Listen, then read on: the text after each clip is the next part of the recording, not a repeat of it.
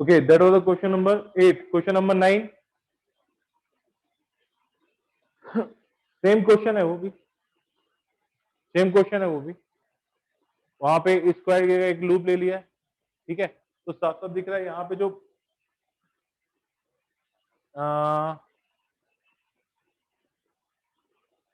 ये ए स्क्वायर कहाँ से है? अच्छा, उसका एरिया था ना। ए की जगह यहाँ पे क्या हो जाएगा, पाई आर स्क्वायर आ जाएगा, ठीक है। That was question number 8, 9. Question number 10 हो गया क्या? Question number 10। क्वेश्चन नंबर 11 वो भी हो गया। VBL होगा इसका पोटेंशियल जो जनरेट होगा।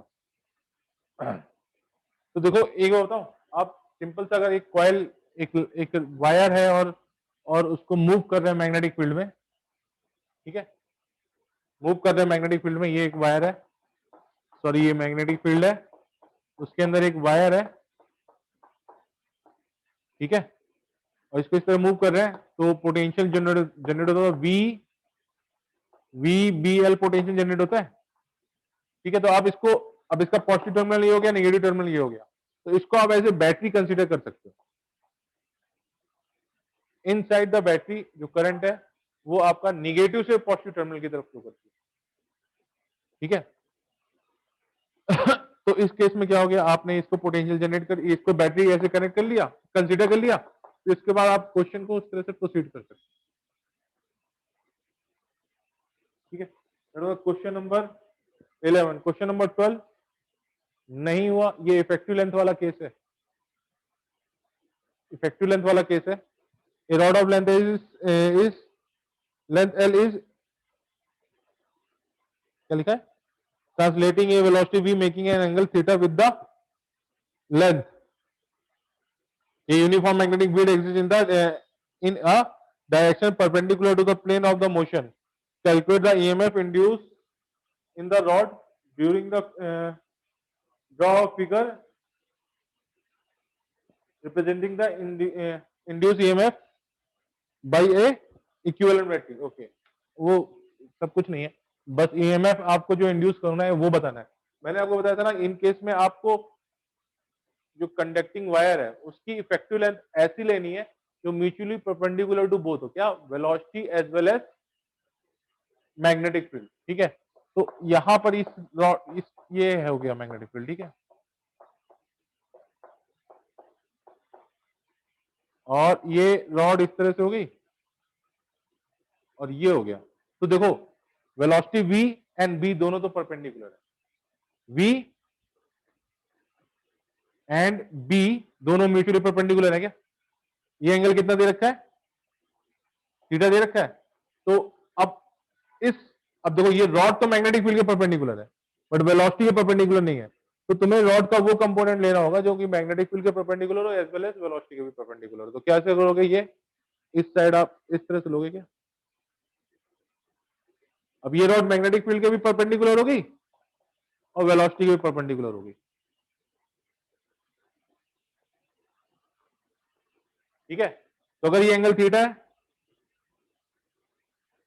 तो ये एंगल कितना हो जाएगा, 90 माइनस थीटा हो जाएगा क्या?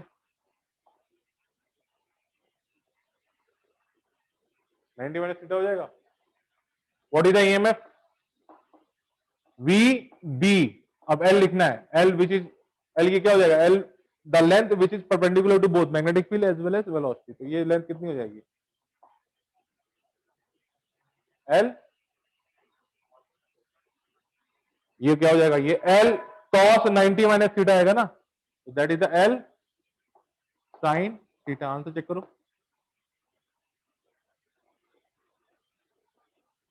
ठीक है। क्वेश्चन नंबर 13 दिया था क्या? Question number 14 same effective length निकालनी है, उसमें भी इफेक्टिव लेंथ निकालनी है ना। देखो कॉइल कैसे जा रहा है उसमें मैग्नेटिक फील्ड में, this is the magnetic field,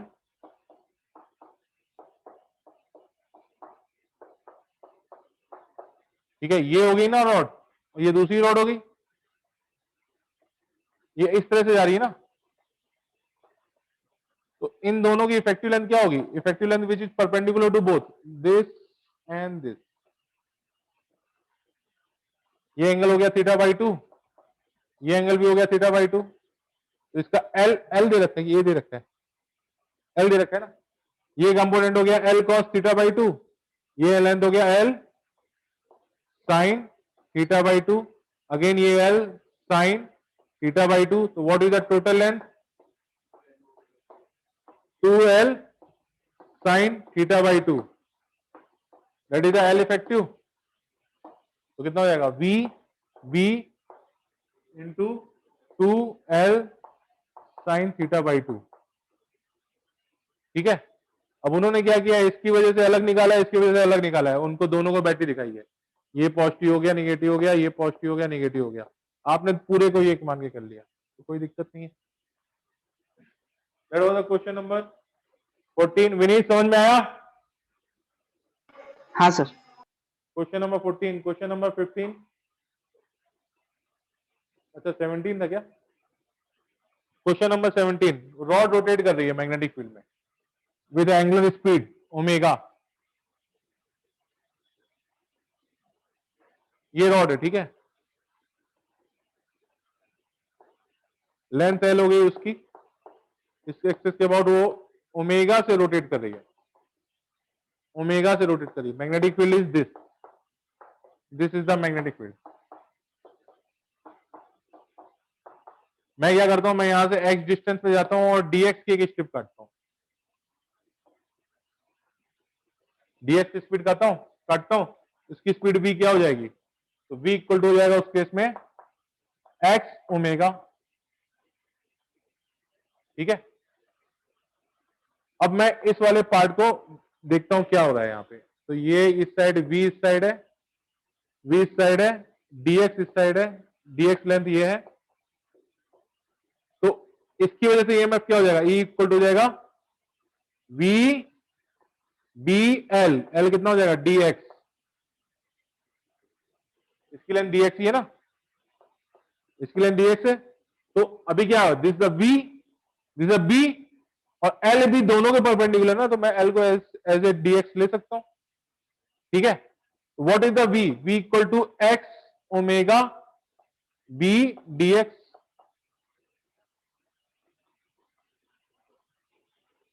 तो this is the v, this is the b। तो अंदर अगर एक पॉजिटिव चार्ज होगा, मान लो यहां पे पॉजिटिव चार्ज होगा, तो वो किस साइड जाके कलेक्ट होगा रॉड के? क्यू वी बी, उस पर फोर्स किस साइड लगेगा?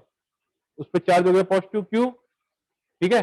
बी किस साइड है? इस साइड है, और बी इस साइड है। तो what is the v cross B? ये v हो गया, जैसे b हो गया, तो v क्रॉस b। तो ये पॉजिटिव टर्मिनल आएगा, ये नेगेटिव टर्मिनल आएगा। सही ना? सही आ रहा है ना?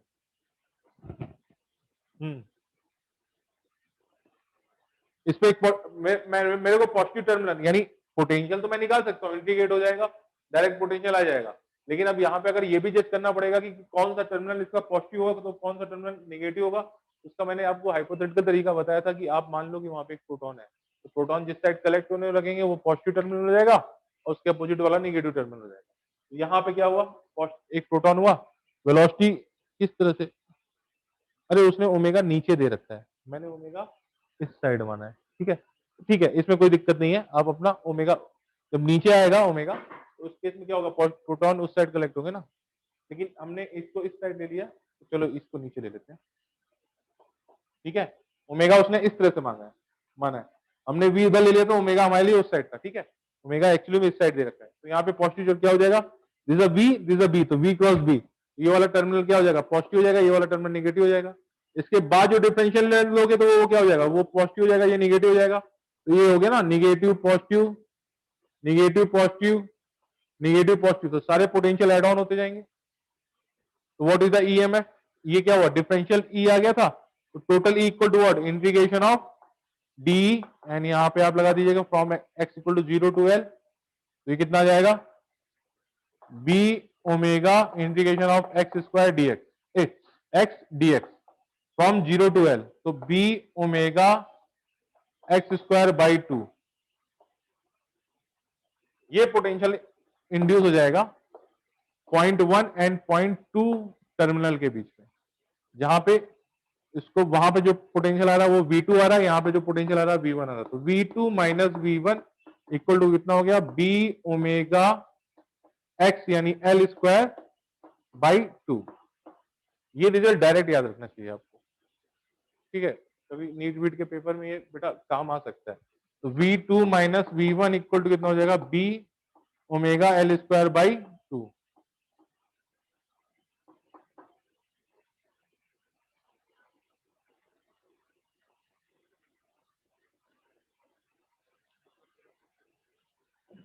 That was the question number 17।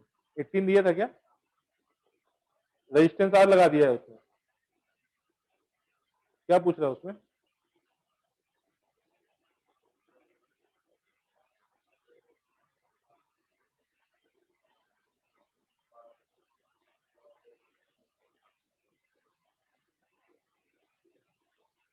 ठीक है, अब उसने क्या किया है, इसी क्वेश्चन को थोड़ा मॉडिफाई कर दिया है उसने, इसी क्वेश्चन को थोड़ा मॉडिफाई कर दिया है। तो मैं पूरा शुरू से सॉल्व नहीं कर रहा हूं, अभी जो रिजल्ट आया है इसका एप्लीकेशन लेके मैं क्वेश्चन को नेक्स्ट लेवल पे ले जाता हूं। ठीक है, ये रॉड है, मैग्नेटिक फील्ड में यहाँ पे रोटेट कर रहा है, ये एक्सेस ऑफ रोटेशन हो गया। बस उसने क्या किया, यहाँ पर एक रेल लगा दिया, रेल यानी कंडक्टिंग रेल, और इसके बीच में वो रेजिस्टेंस लगा दिया। ठीक है, ठीक है, तो ये पॉजिटिव टर्मिनल है, ये निगेटिव टर्मिनल है, ये पॉजिटिव टर्मिनल है, ये निगेटिव टर्मिनल है। तो करंट यानी कैसे आएगी, करंट ऐसे रोटेट होती है, रेजिस्टेंस में इस साइड इंटर होगी और इधर निगेटिव में चली जाएगी। ठीक है, ये रेजिस्टेंस दे रखा है आर, तो यहां से जो पोटेंशियल जनरेट हुआ था वो कितना था, B omega L square by 2 आया था क्या। तो what is the current I, E by R आ गया, तो that is the B omega L square by twice R, this is the current I.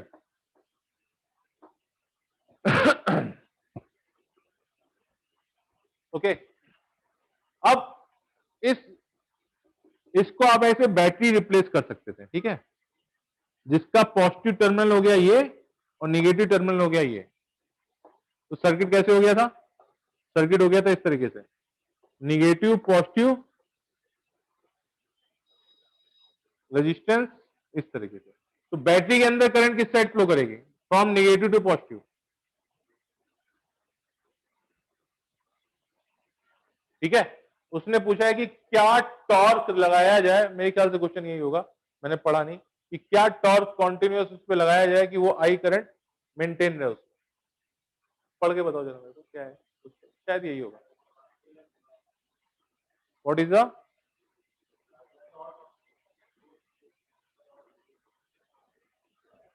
Omega. ठीक है, सही है, वही है, एक तरह से वही पूछ रहा है। ठीक है, यहां पर क्या है, यहां पर आप फिर से एक्स डिस्टेंस पर गए और डीएक्स की एक थिकनेस की एक रॉड कट की। ठीक है, उसमें करंट किस साइड से किस साइड फ्लो कर रही है, इधर से इधर फ्लो कर रही है ना, तो फोर्स बताओ कितना हो गया, उस डीआई करंट में फोर्स कितना हो गया, आई बी एल यानी डीएक्स, डायरेक्शन कितना हो गया, this is the I, this is the B,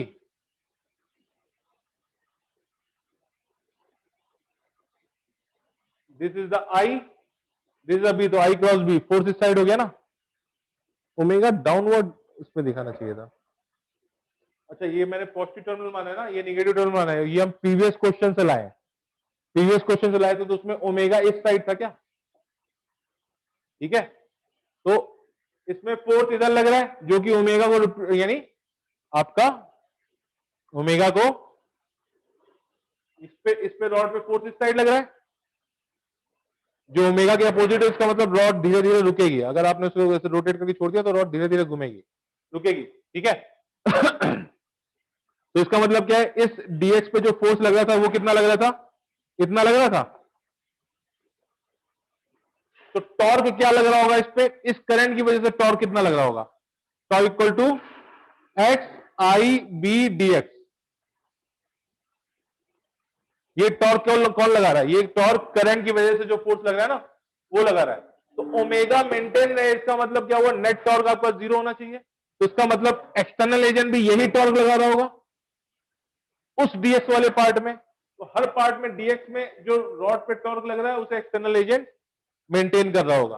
तो एक्चुअली में हर पार्ट में इक्वल एंड अपोजिट टॉर्क लगाएगा ना वो, तो क्या करेंगे आप इस टॉर्क को इंटीग्रेट कर दे और उतना ही टॉर्क एक्सटर्नल एजेंट लगाएगा। तो व्हाट इज दैट, ये क्या डी टाउ हो गया ना, तो what is the tau, that is the integration of D tau and that is equal to I B X dx, zero से लेके एल तक, तो I B L square by 2 और I equal to what, I equal to B omega L square by twice R. I equal to कितना हो जाएगा, B omega L square by twice R into B L square, कितना हो जाएगा by two, अच्छा by two भी इसका भी आया, तो ये कितना आ गया, ओमेगा बी स्क्वायर एल की power 4 by 4 r. This is the external torque जो कि उसको ओमेगा में मेंटेन रखेगा या फिर वो करंट मेंटेन रखेगा। आंसर चेक करना है, ठीक है ठीक है। चलिए आज के लिए क्लास यहीं पे, कल नॉन कंजर्वेटिव इलेक्ट्रिक फील्ड पढ़ते हैं, self induction and non conservative electric field. अरे विनीत समझ में आया? हाँ सर, पर थोड़ा थोड़ा कुछ समझ में थोड़ा नहीं, स्टार्टिंग। आ जाओ बेटा, बहुत हो गया गांव में तुम घूम लिए, अब घर आ जाओ, यानी हाँ घर कह रहे मतलब क्लास आ जाओ, ठीक है। हाँ सर। चलो चलो bye bye Vineet. Yes sir, bye sir. और कल सर वो स्टार्टिंग के 2 क्वेश्चन रिपीट कर दोगे सर? अच्छा मैं 5, रिपीट कर दूंगा, ठीक है। हाँ एक ही 5 क्वेश्चन और 6। एक ही क्वेश्चन हुआ है शायद, हाँ 5 और 6। ठीक है, ओके। Okay sir.